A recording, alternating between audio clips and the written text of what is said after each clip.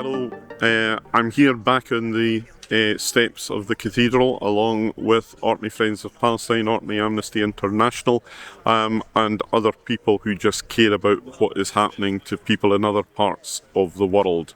The situation in the Middle East is pretty bleak at the moment. It feels like we see this conflict emerging between two sides, the Israelis and the Americans on one side and the Iranians on the other, who are just determined to break everything.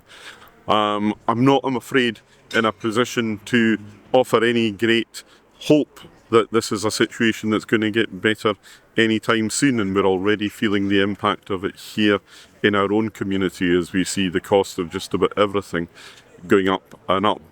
This is a conflict that is going to have a massive impact on lots of people. But nowhere is it worse than it is at the moment in Gaza. You see the continued building of settlements and the possible annexation of the West Bank, and now the Israeli government this morning talking about the annexation of South Lebanon. This is a dire situation. It's only going to get worse for as long as people think that international law is something that can be disregarded. So the fact that people are prepared in Orkney to come out and demonstrate on this week after week is something that I think is important, and it's a message that I will be taking back to the House of Commons on Monday, where I will be hosting the Palestinian ambassador, Hussam Zomlot, at an Eid meeting and reception, for I think to be able to say to him that here in Orkney there are people who care enough about this to come out and show their feelings should hopefully, in a tiny, tiny way, offer a little bit of hope to those who need it most. I think as we see the conflict in the Middle East escalating and broadening out, it's more important than ever to send a strong message of support for those who are the victims of this conflict, whether in Gaza and the West Bank, whether in Lebanon, and now more broadly across the Middle East. There can be no military solution to this. There needs to be a diplomatic solution, and I think the sooner that those with the ability to influence the outcome of that and get round the table and find a longer lasting solution, the better.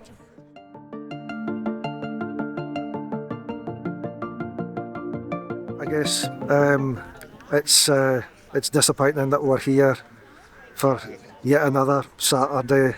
We're well into March now in 2026, and the situation is just getting worse across the wider Middle East because of the actions of Trump and Netanyahu in what seems to be widely held to be an illegal war in the wider area, and Gaza maybe gets forgotten at this time, but we need to focus on that, and that's why we turn out here every Saturday to make sure that the focus remains on the fact that there was an apparent ceasefire call, and the number of people that have been killed in Gaza since then and in the West Bank is deplorable.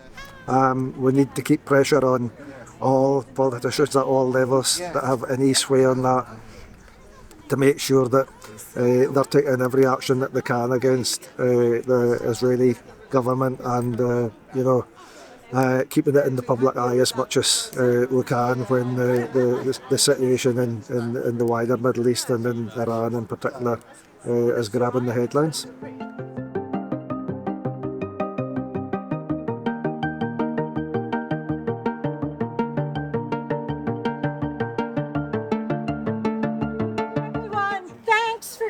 Today, we're absolutely delighted to see so many people out and supporting what's the Palestinian cause for justice. Today, we're very pleased to have Liam McArthur, our MSP, and also Robert Leslie, who's a candidate for the election, with us today. And we also have Alistair Carmichael, our Member of Parliament. So I just thought I would allow Alistair just to say a few words. Nadia, thanks for the opportunity to say a few words, and Luke, thanks to everybody for being here and continuing to do what you do. I think the the emphasis on what you have here, Gaza faces, not just numbers, is absolutely just on the money, because frankly the numbers are just incomprehensible when you see the scale and the extent of the suffering in Gaza. Now you see the Israeli government pushing on behind the programme of settlement building on the West Bank. In de facto, annexation looks like it's just around the corner. And this morning we hear the Israeli government talking about doing the same thing then in the south of Lebanon. And that's all before you start to look at what is going on between Israel and America on one hand and Iran on the other.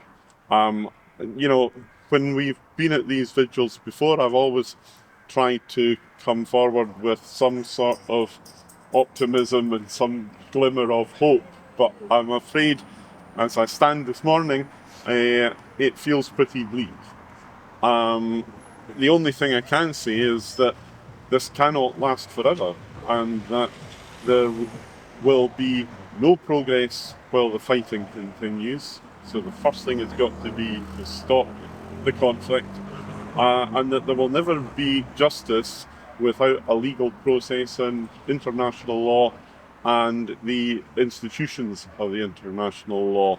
However much they may have been trashed, it's a bit like the idea of a two-state solution. If there's not two states, it's not going to be a solution, even if that does seem to go ever further into the distance.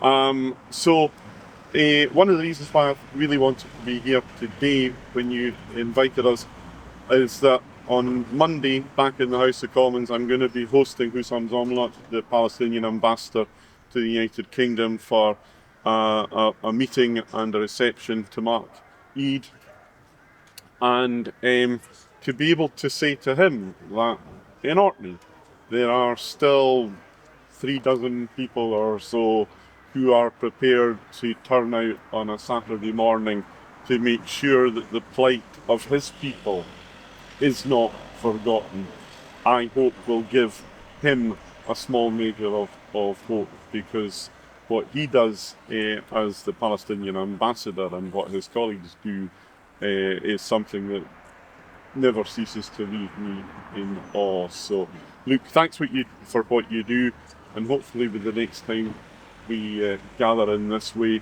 there will be something that looks like a bit more hope for peace and for justice. Thank you. Thank you. That's good. Thank you, Alistair. Wonderful.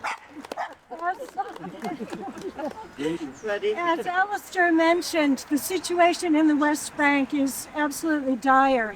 Now, we are going to have the opportunity next Saturday to hear from a witness who's been to the West Bank on a number of occasions. Brendan Stevens is going to be giving a talk at 8 o'clock in St. Magnus Center. And before then, at 6 o'clock for 6:30, there's a bring and share supper. So everyone's welcome to come along to that as well.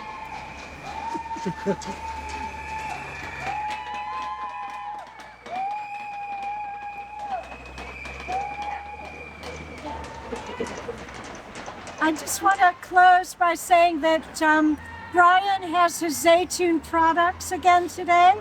So if you would like to support Palestinian farmers and producers, he has olive oil, dates, and za'atar. And I'd just like to finish by saying,